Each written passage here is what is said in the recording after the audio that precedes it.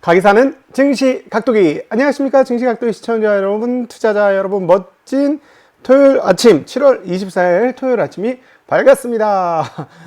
너무 화창하다 못해 아침부터 뜨겁죠. 밤새 잠은 잘 주무셨습니까? 정말 요즘에는 진짜 웬만해서는 너무 더워가지고 잠을 잘 못 자는 그런 그런 텐데요.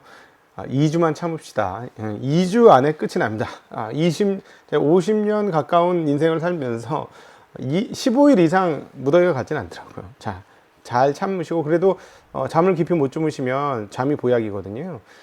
잠을 자는 동안에 두뇌에서는 어떤 활동이 이루어지냐면 진공 청소가 한번 일어납니다. 잠을 자는 동안에 머리가 자동으로 싹 그동안 하루에 있었던 모든 그 찌꺼기들을 쫙 치워내죠. 그러면서 머리를 맑게 해주는 거예요. 그래서 잠이 보약이라는 게, 잠보다 좋은 약이 없다는 게 이런 그 신체의 그 기능들을 해주기 때문이에요. 사실 뭐 병원에 입원하면 어떤 경우는 정말 병원에서 고쳐주는지, 아니면은 매 누워서 쉬니까 몸이 고쳐지는지 알 수 없을 정도로 많이 쉬게 만들잖아요. 그러니까 이게 쉼과 휴식이라는 건 몸을 뭐라 그럴까, 그 재생산할 수 있도록 구조화 시켜주는 것 같습니다. 그러니까 편히 잘 주무셨으면 좋겠는데 너무 더워서 걱정입니다. 건강 잘 챙기시고요.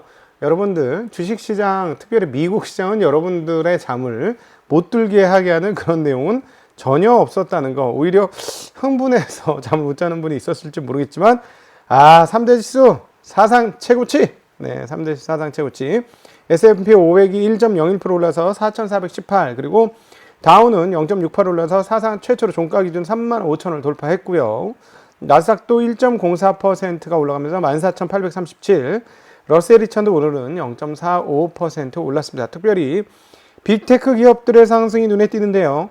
애플은 1.2%, 아마존은 0.5%, 마이크로소프트 1.2%, 알파벳은 무려 3.58%, 페이스북은 무려 5.30%, 네?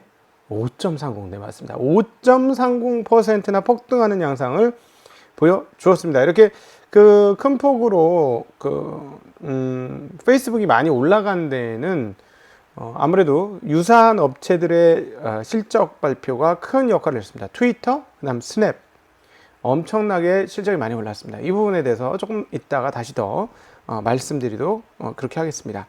네. 이제부터는 이제 기업 실적들이 워낙 좋게 나오고 있어서 웬만한 나쁜 소식들을 다 뭉개면서 다 밟아버리면서 지금 굴러가고 있는 거예요. 마치 탱크 바퀴가 굴러가고 가듯이 기업의 실적이 웬만한 장애물을 다 짓밟으면서 올라가고 있다. 이렇게 한마디로 정리해 볼 수 있을 것 같아요. 정말 얘기 드릴게요. 어느 정도였는지 먼저 그것부터 말씀드리겠습니다.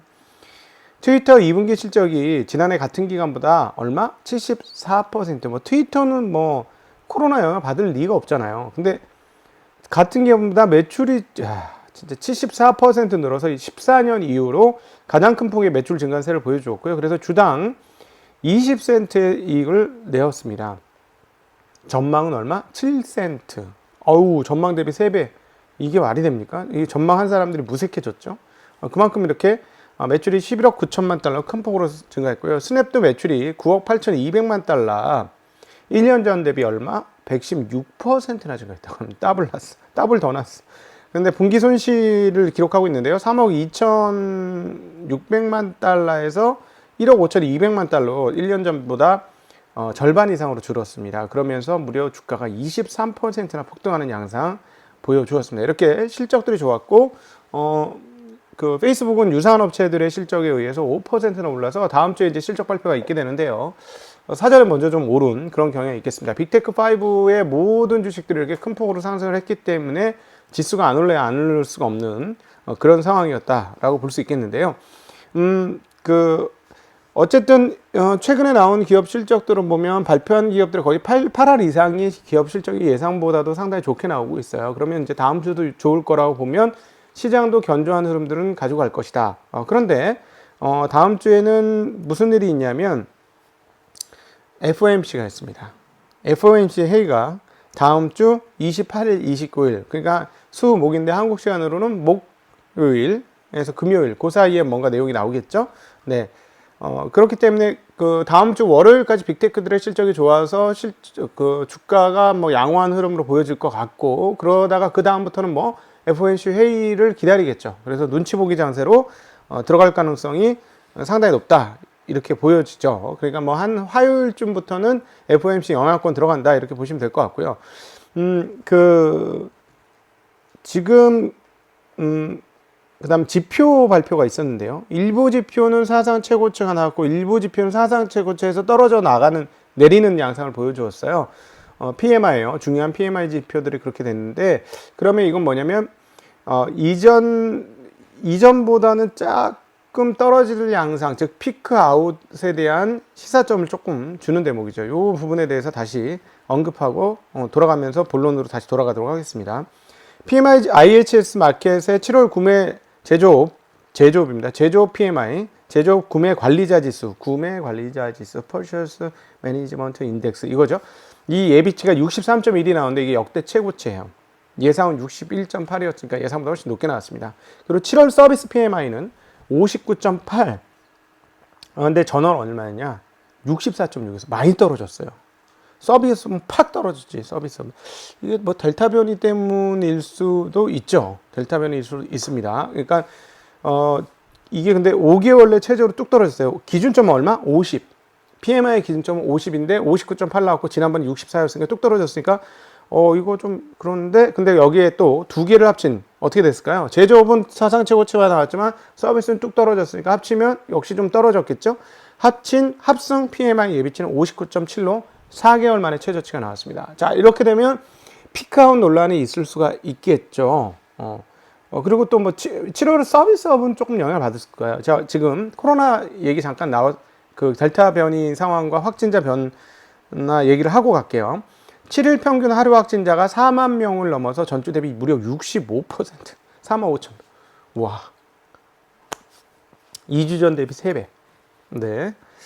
그래서 이제 미국 정부는 추가 접종, 이거 부스팅 접종이라고 하죠. 그러니까 이게 왜 욕을 먹냐면, 야, 너희들은 그래도 한 번은 맞았잖아. 다른 나라 하나도 못 맞았는데 너희들이 다 갖고 가면 진짜 강대국으로서 지네들만 쪽쪽 빨아먹고, 너희들이 이렇게 호혜적인 자세를 이거를 노리면서 중국이 호혜적으로 자기네 어디죠? 그 시노팩인가? 그 회사 거 뿌렸잖아요. 근데 막 뚫려.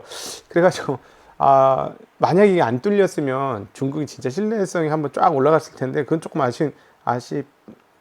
안 된 얘기죠. 어쨌든, 미국 정부는 그래서 백신 2억 회 접종분을 추가로 파이자 바이오엔테크에 구매를 했다고 합니다. 근데 이번 델타 변이에 대해서 CDC 국장이 얘기를 하는데요. 이 얘기는 우리가 잠깐 들어야 될 것 같아요.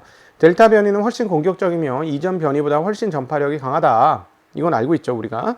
근데 우리가 알고 있는 우리가 알고 있는 바에, 그리고 나의 20년 경력에서 봤을 때 가장 강력한 감염성 호흡기 바이러스다라고 얘기했습니다. 그래서 제가 보니까는 백신 접종을 안 한 저 같은 사람들은 정말 조심을 해야 될 것 같아요. 그래서 저는 계속 루틴대로 움직여야 되겠다라는 생각을 가지고 있는데요. 하여튼 조심은 하셔야 될 것 같습니다. 이 정도로 얘기하는 거 보니까, 그리고 빨리빨리 백신 맞을 수 있기를 소망하고 있습니다. 자, 그래서 종합을 해보면 이제 FOMC가 회의가 있는데 기업 실적 빵빵 터지죠. 지표들은 약간 엇갈리긴 하지만 좋은 것들 나오죠.